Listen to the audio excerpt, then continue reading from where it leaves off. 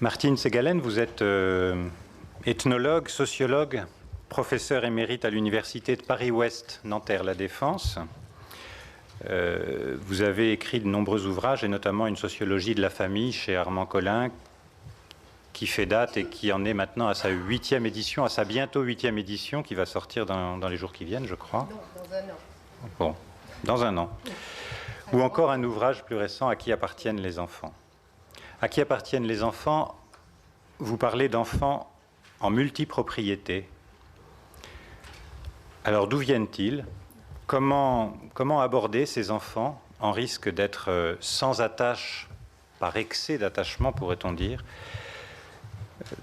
La tâche des parents, mais là encore, de quels parents parlons-nous, n'est pas très simple. Je vous laisse la parole.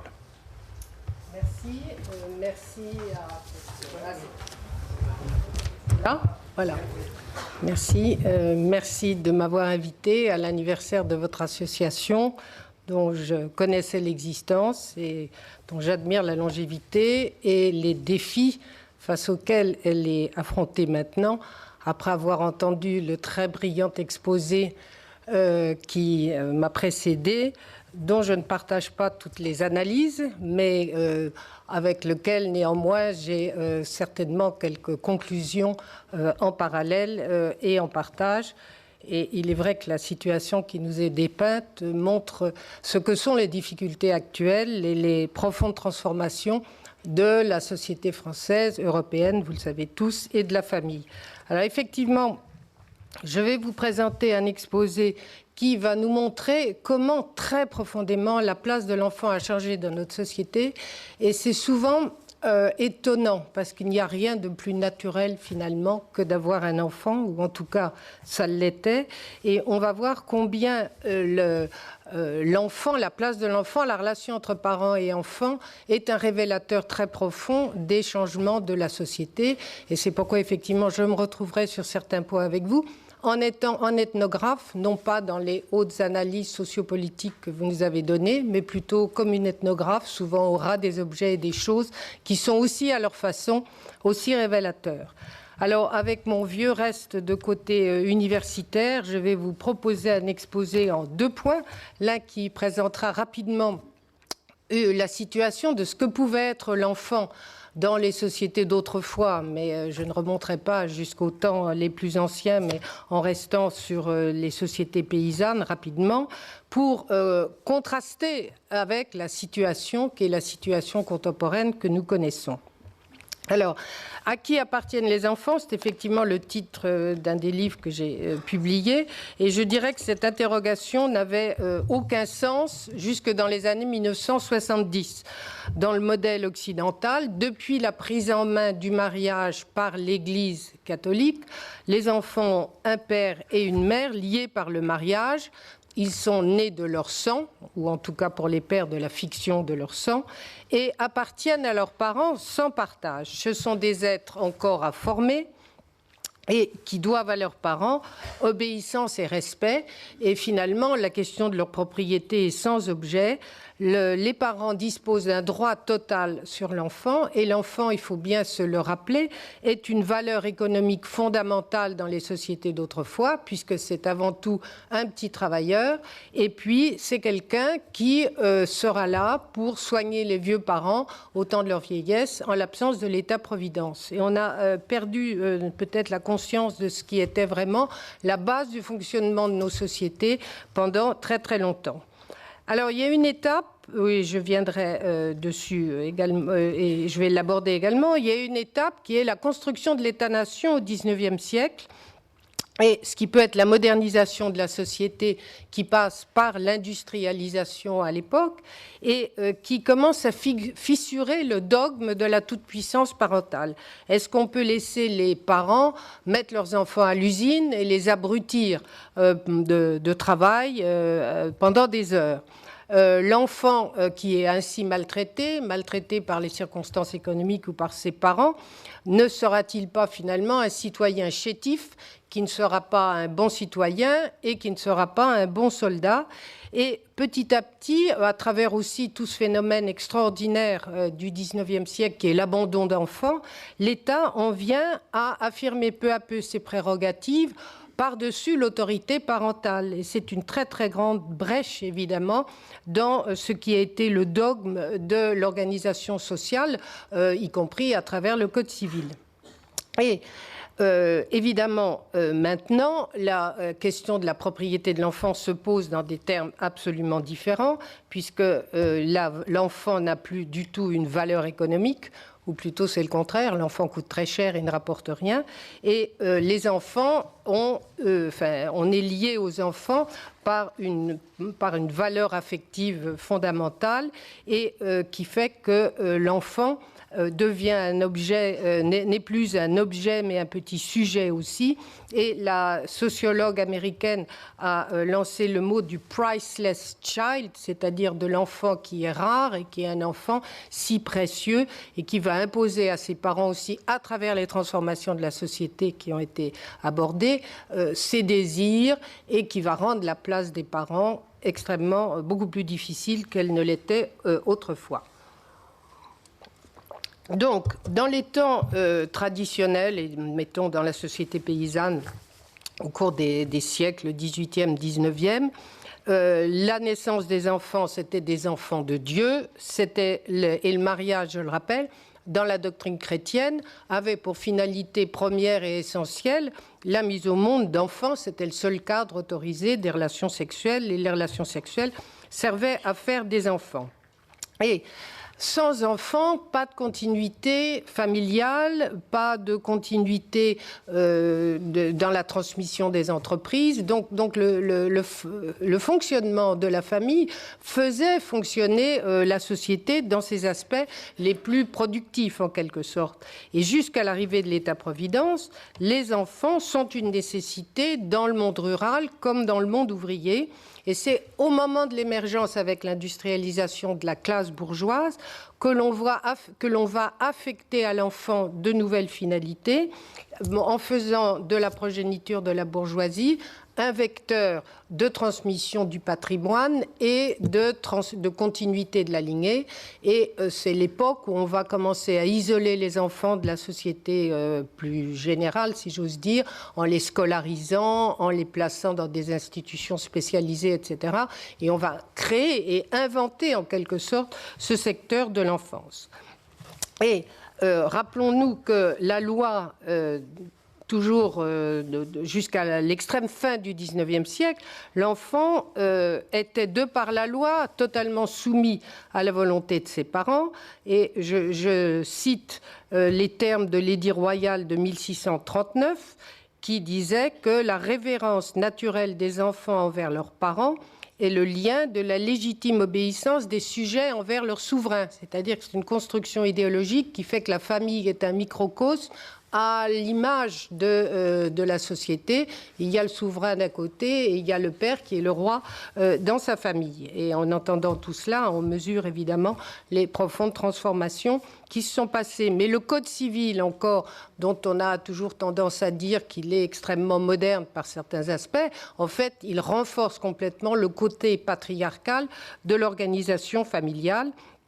Et il ne supprime pas, par exemple, le droit de correction et dit ce Code civil en 1804, l'autorité des pères de famille doit être là pour suppléer les lois, corriger les mœurs et préparer l'obéissance.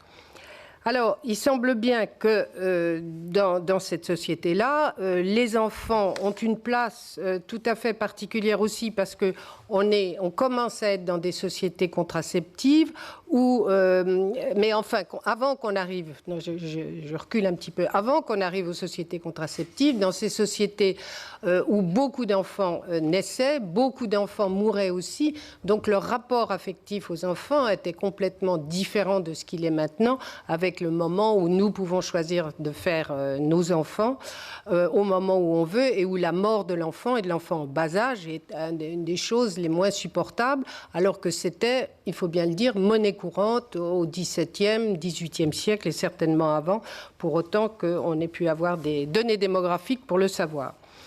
Alors, c'était aussi, rappelons-nous, des familles qui étaient en miettes, selon l'expression d'une démographe qui montrait au XVIIe, XVIIIe siècle que la mortalité touchait non seulement les enfants, mais elle touchait aussi les mères surtout. Et il y avait ça ne s'appelait pas des recompositions familiales, mais des remariages. Et on avait donc des familles recomposées avant l'heure, avec des marâtres. Et rappelons-nous le rôle de tous ces contes dans lesquels la belle-mère n'a pas une belle place, avec toujours des histoires de détournement d'héritage. Ceci pour vous dire que nous sommes à des années-lumière, évidemment, de ce modèle-là, et qu'entre-temps sont passées les premières interventions de l'État, pendant que, au cours du XIXe siècle, la contraception s'installe, et que les rapports avec les jeunes, avec les enfants, sont complètement transformés. Et un de mes maîtres, qui était un démographe, s'appelle le docteur Suter, disait « c'est au moment où les parents ont commencé à faire moins d'enfants qu'ils s'y sont intéressés ». Et effectivement, avec moins d'enfants qui sont chargés de transmettre les valeurs familiales, il s'agit de les éduquer, de les soigner, et s'ils deviennent des êtres à chérir. Et petit à petit, le regard sur l'enfant va basculer parce que l'enfant va devenir un bien rare. En même temps, comme je l'ai dit il y a quelques minutes, l'État va mettre son nez de plus en plus dans la famille et Durkheim, par exemple, dans ses cours sur la sociologie de la famille, qui a une vision tout à fait prémonitoire de ce qui allait se passer, qui disait que l'État devenait de plus en plus le partenaire de la famille. Et en observant que la famille se coupait de ces liens de communauté qu'elle avait connus dans les villages, par exemple. Et Durkheim souligne que l'État va être le partenaire de la famille de plus en plus. Et c'est une vision prémonitoire parce que combien l'État n'est-il pas maintenant le partenaire de la famille ? Vous parliez de la télévision comme troisième membre de la famille, mais alors l'État est le quatrième, ou peut-être aussi avant la télévision. Et c'est assez paradoxal, alors qu'on clame partout que les nouvelles formes familiales sont liées à la vie privée. Donc d'un côté, le sentiment est complètement privatisé, mais que dès qu'il y a quelque chose qui se déglingue, c'est l'État qui est appelé.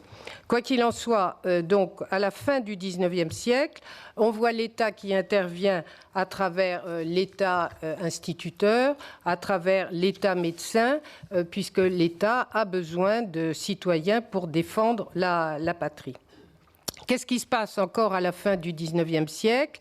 Le regard sur l'enfant se transforme avec la découverte de son psychisme, à travers la psychanalyse freudienne ou à travers la psychologie de Piaget ou de Vygotsky, etc. Et l'enfant, donc, va petit à petit acquérir sa place de sujet. Et ce qui fait qu'après, notamment après la Première Guerre mondiale, après cette grande hécatombe, les rapports entre parents et enfants apparaissent profondément transformés. On ne lui demande plus de transmettre un nom, on ne lui demande plus de transmettre un patrimoine, de mettre ses pas dans les pas de ses pairs. Et la société de salariat aussi a un effet considérable pour libérer les individus des liens familiaux, puisqu'on n'a plus besoin d'attendre que son père soit mort pour reprendre une ferme, puisqu'on peut s'employer et être salarié et indépendant.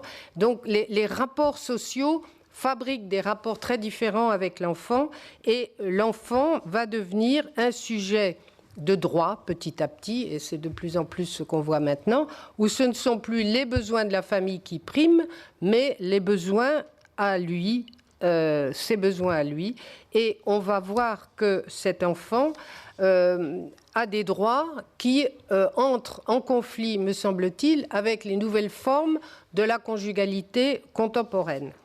Donc, après ce petit aperçu historique aussi succinct que superficiel sur les périodes anciennes, voyons maintenant ce qu'il en est des rapports entre les parents et enfants dans le contexte socio-démographique contemporain.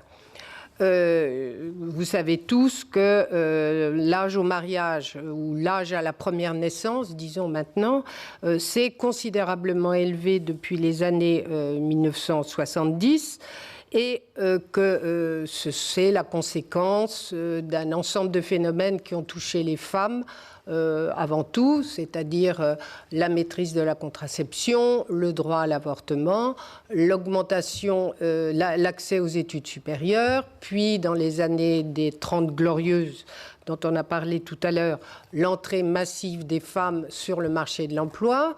Non pas qu'elles n'eussent jamais travaillé avant, elles travaillaient tout le temps à l'usine ou à la ferme, etc. Mais là, elles réussissent à rentrer dans des secteurs, et notamment les secteurs tertiaires, qui se développent justement. En même temps, à l'autre bout de la chaîne de la vie, l'espérance de vie s'allonge considérablement. Et tous les âges de la vie se décalent, et j'aurai l'occasion d'en parler à propos des enfants, justement. Alors, le cycle de la vie du couple aussi, comme quand j'avais commencé mes premiers travaux de sociologie, on parlait par exemple du cycle de vie du couple, en parlant par exemple de la phase du nid vide, quand les enfants quittent le nid, quittent la famille, combien les unions, les couples passent un moment de dépression, etc. Il y a une chanson de Michel Sardou qui dit ça, on vient de marier le dernier, si on pensait un peu à nous. Maintenant, à l'âge auquel les gens ont leurs enfants, finalement, ils sont pratiquement à l'âge d'être grands-parents au moment où le dernier quitte le nid. Et entre-temps, de toute façon, le cycle de la vie conjugale aura été fabriqué de trajectoires conjugales extrêmement diverses et variées, puisque on sait l'importance des ruptures d'union et de ces séparations. Donc, rapport à l'enfant également extrêmement nouveau, dans la mesure où ces modèles conjugaux se développent avec la cohabitation sans mariage ou avec mariage, je dirais. Autrefois, pour résumer sur ce point, on se mariait tard. Ça, c'est toujours étonnant peut-être de l'apprendre, mais au XVIIIe siècle, comme on n'avait pas le droit d'avoir de relations sexuelles avant le mariage et que l'Église tenait bien ses paroissiens en main, on se mariait tard pour avoir moins d'enfants. Et une fois mariés, on les laissait venir. Aujourd'hui, on choisit on les fait arriver tard, et bien entendu, on choisit le moment de les faire arriver. Autrefois, c'était les enfants donnés par Dieu. Aujourd'hui, c'est les enfants du couple. Et hier, c'était des enfants qu'on fabriquait pour la famille et la société. Aujourd'hui, ce sont des enfants qu'on fait pour soi. Des enfants du désir, aussi désirés que des biens de consommation, j'en dirai un mot. Donc, aujourd'hui, ce sont des enfants qu'on choisit de faire advenir à un moment qui convient au couple. Et on comprend d'ailleurs très bien quelles sont les motivations et les stratégies des couples pour mettre au monde leurs enfants. Alors, le fait qu'on choisisse maintenant de mettre au monde les enfants à la fois combien on veut et quand ça convient au couple, engendre donc un sentiment de la part du couple de très forte propriété sur cet enfant, puisque c'est l'enfant véritablement du désir et non pas l'enfant qui est venu un petit peu par hasard, si j'ose dire. Et cela va être une des causes, à mon avis, des nombreuses contradictions qu'on peut relever autour des relations entre les parents et les enfants. On sait que ce désir d'enfant est très fort une fois que le couple, en quelque sorte, en formule le désir et que cet enfant n'arrive pas toujours aussi vite qu'on le souhaiterait et qu'on ne peut pas l'obtenir comme on irait acheter une marchandise dans un magasin. D'où, on le sait, la multiplication des consultations, par exemple chez les gynécologues, pour stérilité, puisqu'on sait que la période de fécondabilité des femmes, c'est beaucoup plus autour de l'âge de 20 ans et 25 ans que 30, 35 ans, 45 ans, même maintenant, puisqu'il y a un nombre pas très important, mais enfin autour de 5% des naissances qui sont le fait de femmes qui ont dépassé les 40 ans. Alors, quand vient cet enfant, il est le résultat de choix socio-économiques faits par les parents. Il faut qu'il y ait des conditions de logement. Maintenant, il n'est pas question d'avoir un enfant qui n'ait pas sa chambre. Et ça, quand on pense simplement à ce qu'étaient les circonstances de l'habitat juste après la Deuxième Guerre mondiale, où il y avait un déficit incroyable, c'est vrai que ça a été une très très grande, comment dirais-je, amélioration pour les familles populaires de pouvoir accéder au HLM, par exemple, où il y avait une chambre par enfant.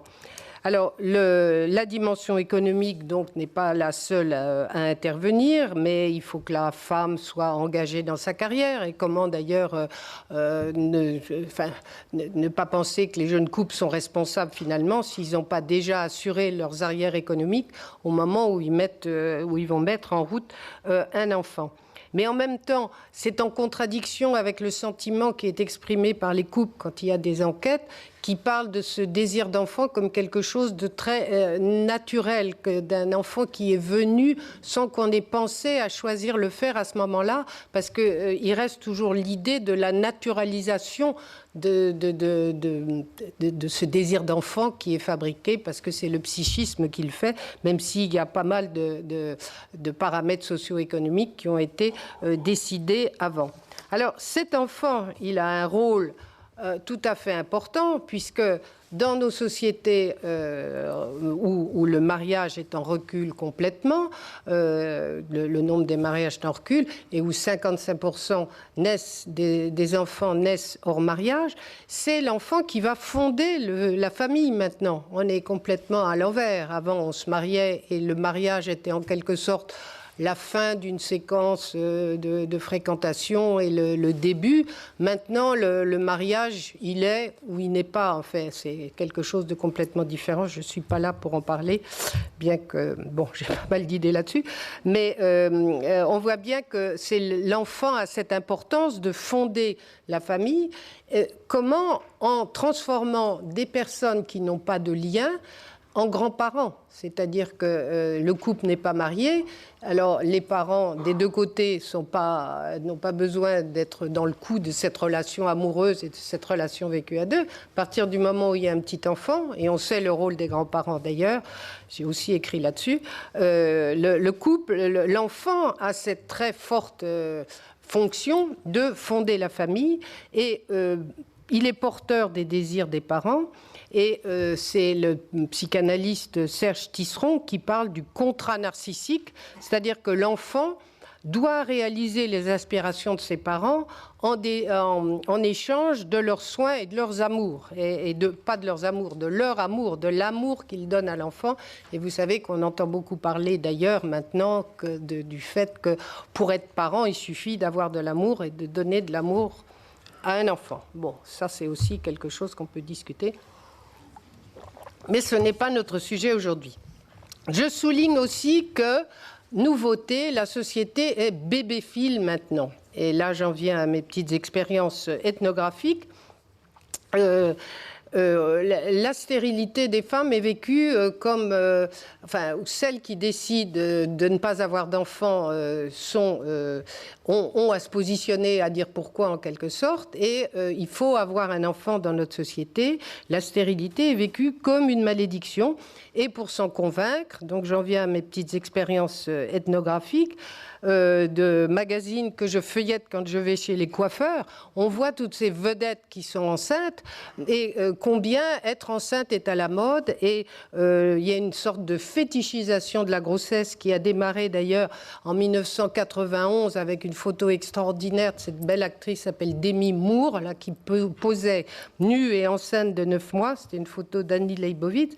Et il y a ce qu'on appelle cette bébé-attitude maintenant, ce développement de la fétichisation de l'enfant qui, comme je vais le dire dans quelques instants, peut supposer quelquefois des lendemains difficiles, ou plutôt que des lendemains, des nuits difficiles pour les mères qui, ayant fétichisé cet enfant qui allait venir, ne se rendaient pas compte qu'il pleurerait aussi la nuit, même si elle donnait le sein. Donc, nous voilà dans ce périmètre, si vous voulez, de l'enfant qui fonde le couple, d'une société qui est très attachée à la naissance d'enfants. Bon, je n'entre pas non plus dans un autre volet de l'analyse, qui est que la France est une société qui fait le plus d'enfants en Europe, sauf deuxième derrière l'Islande, mais en tout cas la société où l'Irlande. Oui, l'Irlande, oui, pas l'Islande. L'Irlande est une société où les jeunes mères d'enfants sont celles qui sont les plus nombreuses à être sur le marché de l'emploi. Donc, on voit bien qu'il y a effectivement une société où le désir d'être parent est très, très fort. Mais, et c'est là où je retrouverai les analyses de M. Dufour, élever et éduquer les enfants est aujourd'hui une tâche excessivement complexe. À quelle heure dois-je m'arrêter? J'ai 2 montres même. 12 minutes, ça va. Alors, sur cet enfant qui vient si tard, si désiré, si protégé, on fait peser de lourdes charges maintenant. D'ailleurs, on demande autrefois... Les enfants étaient mis au monde donc pour travailler, pour s'occuper des vieux parents pendant leur vieillesse. Aujourd'hui, d'une certaine façon, et on le voit d'ailleurs avec les mères plus âgées, sans parler des pères beaucoup plus âgés, ceux qui refondent des familles, etc., on leur demande de maintenir les parents dans l'état de jeunesse et de rester dans le coup. Là aussi, il y aurait beaucoup de choses à dire sur les pères qui recomposent leur famille et qui recommencent des carrières parentales, paternelles, après s'être très peu occupés des enfants du premier mariage et qui finissent par redécouvrir les joies de la paternité quand ils sont eux-mêmes à un âge assez avancé.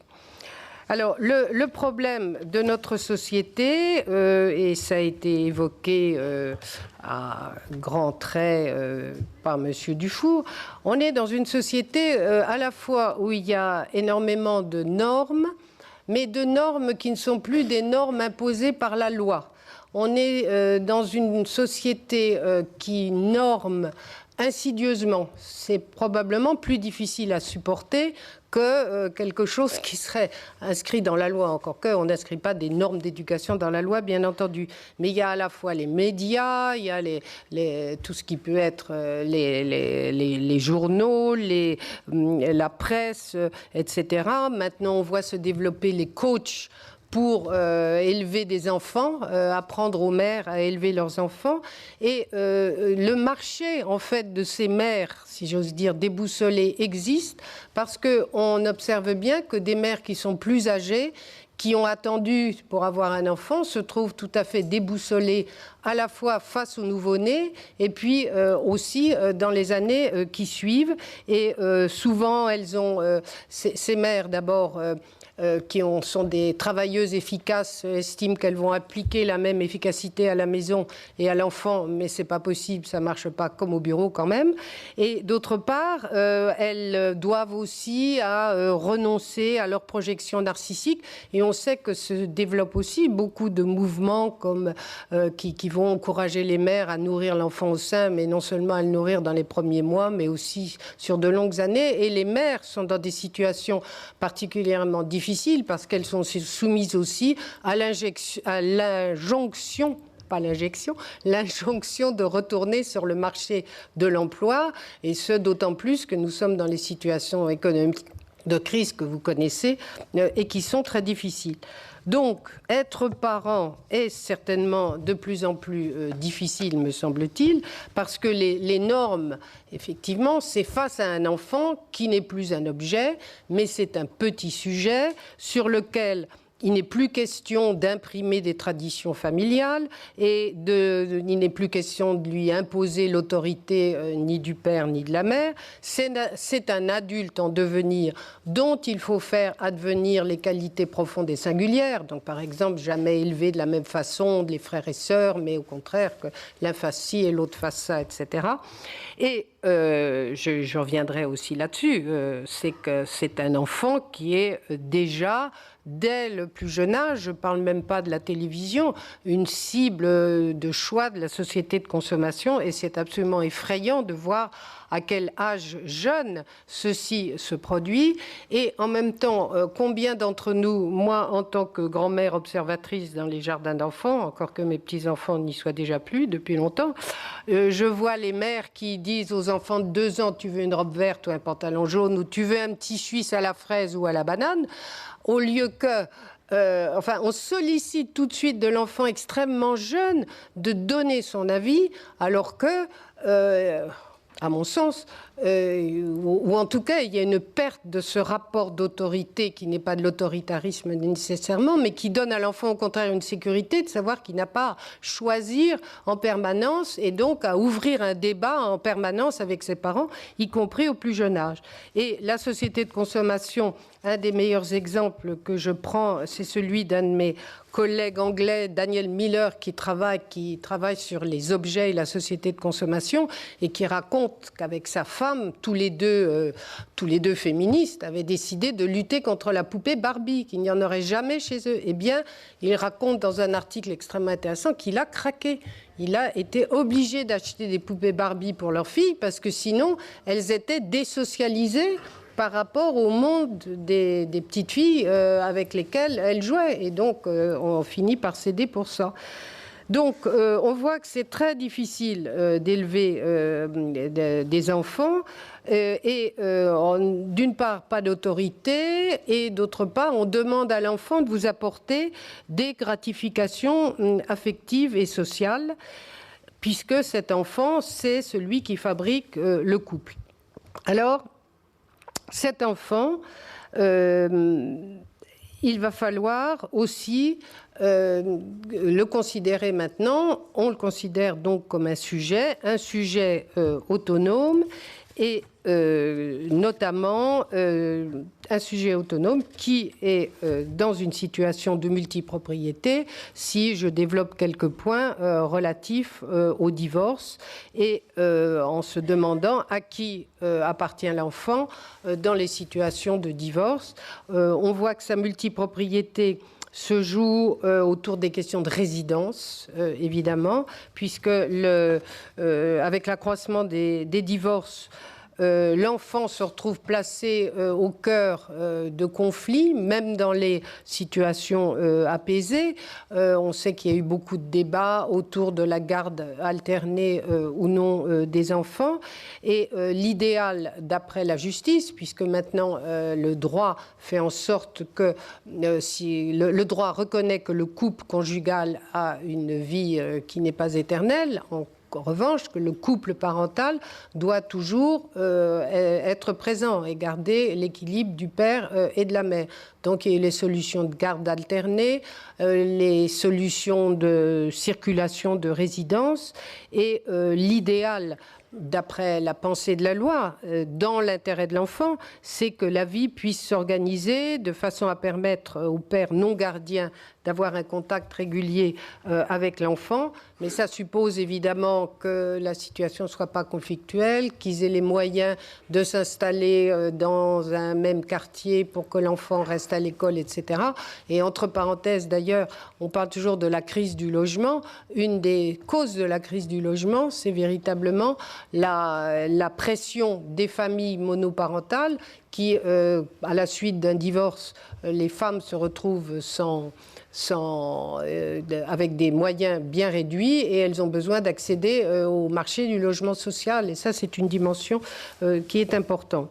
Donc, des enquêtes qui ont été faites montrent que les trajectoires résidentielles des enfants de familles recomposées sont toujours beaucoup plus complexes que celles des familles non décomposées, des couples stables.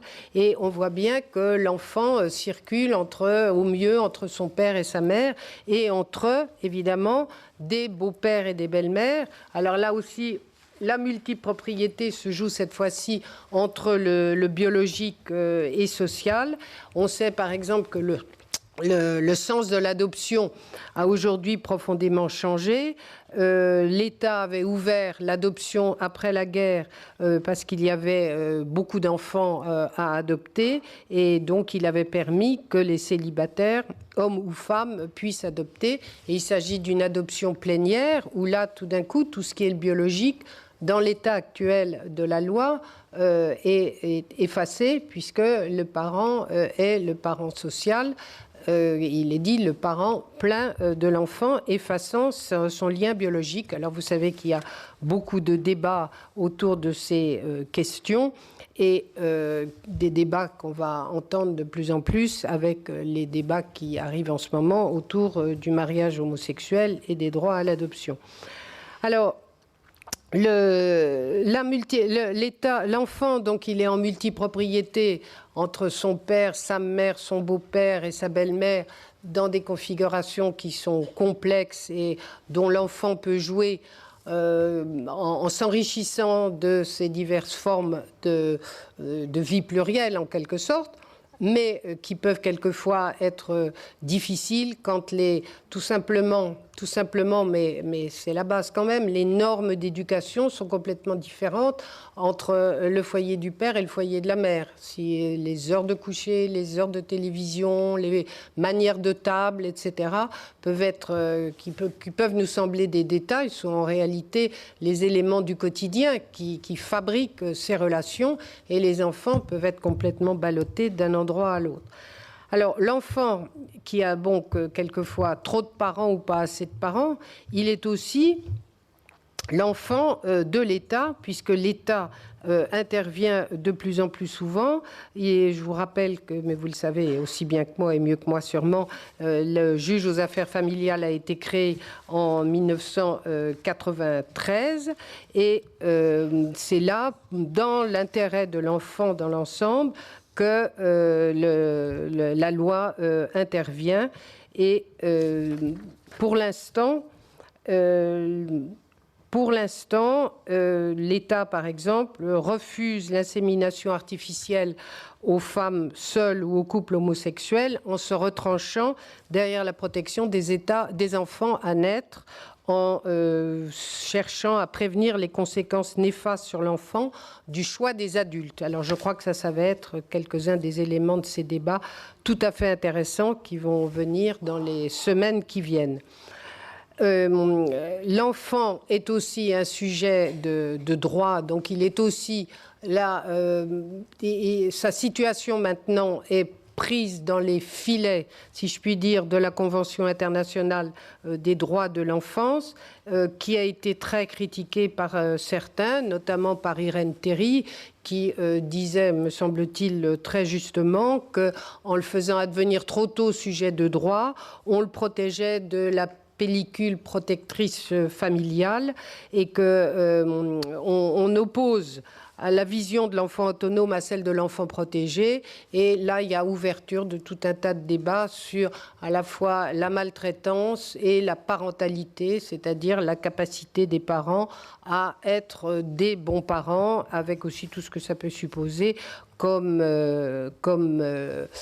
intervention auprès des parents. Donc, je le répète, cette famille dont certains sociologues de mes amis développent l'idée que le couple ne se fonde que sur son amour respectif, que sur sa vie privée, etc. Elle est en permanence en ouverture sur l'État, qui va intervenir, soit qu'on interpelle parce qu'on a besoin d'un logement social au moment où on est là, où on demande les allocations de parents isolés, etc. Ou alors l'État intervient au titre de la maltraitance, etc. pour les enfants. Pardon ? Je vais conclure, j'y arrivais justement, parce que le dernier partenaire de l'enfant, la relation pédagogique donc est devenue beaucoup plus complexe, et elle devient de plus en plus complexe. Et là, je ne peux qu'être d'accord avec ce que disait Monsieur Dufour sur la présence de cette société médiatique qui va toucher l'enfant de plus en plus jeune.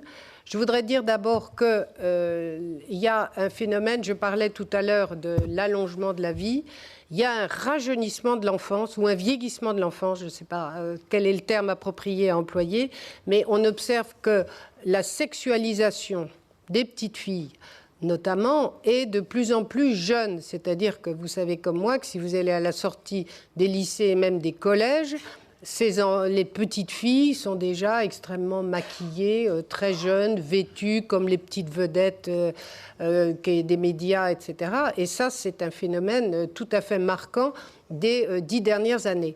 Ce qui est aussi paradoxal, c'est que ces enfants qu'on veut élever comme des individus autonomes, spéciaux, particuliers. Alors évidemment, ils n'ont plus d'uniforme à l'école, mais ils sont pris à l'école dans les uniformes de la mode. Et il suffit une fois encore d'aller regarder les sorties de lycée. L'an dernier, toutes les filles avaient des anoraks avec des capuchons, avec des bords de capuche, avec des bords de fourrure à la capuche. Elles portaient toutes leurs sacs avec tous leurs livres au bout du bras comme ça, parce que mettre un cartable, ça ne se fait plus dès qu'on a l'âge de 12 ans. Donc ils sont tous en uniforme. Ils sont dans un uniforme imposé par la société de consommation en ce qui concerne les vêtements, mais en ce qui concerne la musique, alors là, je pourrais en parler des heures. Et on sait que l'enfant redevient en fait l'objet d'une pression de la société médiatique. Et dès qu'il a 13 ans, il y a un sociologue anglais qui s'appelle David Buckingham qui parle de la chambre médiatique où l'enfant est dans la famille, mais en même temps il est seul dans sa chambre, sur son ordinateur, branché sur le monde, etc. Donc le rôle que les parents peuvent avoir sur les enfants, qui est déjà difficile du fait que l'autorité est difficile à imposer de la part des parents et qu'elle est dévalorisée, semble-t-il, devient un jeu encore plus complexe quand les enfants atteignent l'âge scolaire, où on sait que d'un côté, les parents sont tiraillés entre le désir que leurs enfants fassent de bonnes études, parce qu'on sait que c'est le seul chemin vers un emploi, et en même temps, cette autonomie de plus en plus forte des enfants qui les travaillent. Alors, puisque je dois terminer, je terminerai en résumant tout de suite très rapidement les contradictions et les incohérences autour de cette enfance contemporaine. L'enfant est fait par amour, donc par des parents qui vont se séparer rapidement, un sur deux, et ne pas assurer ensemble ou de façon contradictoire son élevage et son éducation dans un contexte où le rapport aux normes et à l'autorité devient de plus en plus difficile. L'enfant, deuxièmement, est pensé comme un sujet unique et autonome, mais il endosse très vite l'uniforme que lui impose la société de consommation, et de plus en plus au fur et à mesure que l'enfant vieillit. Et enfin, l'enfant est à la fois surprotégé par un État qui multiplie l'arsenal législatif pour le protéger. Là encore, je fais une petite anecdote. Quand j'étais mère de famille et que je conduisais mes enfants, j'en empilais 6 dans ma voiture, y compris dans le coffre, sans aucune ceinture de sécurité. C'était les années 1970, mais on n'y pensait même pas. Maintenant, vous pensez. Bon, l'État multiplie sans cesse l'arsenal législatif, mais aussi lui demande de devenir un adulte très tôt en quittant finalement les bonheurs et les responsabilités de l'enfance. Voilà, je vous remercie sur ce constat un petit peu dur sur lequel nous avons tous à travailler. J'arrêterai là mon exposé. Merci.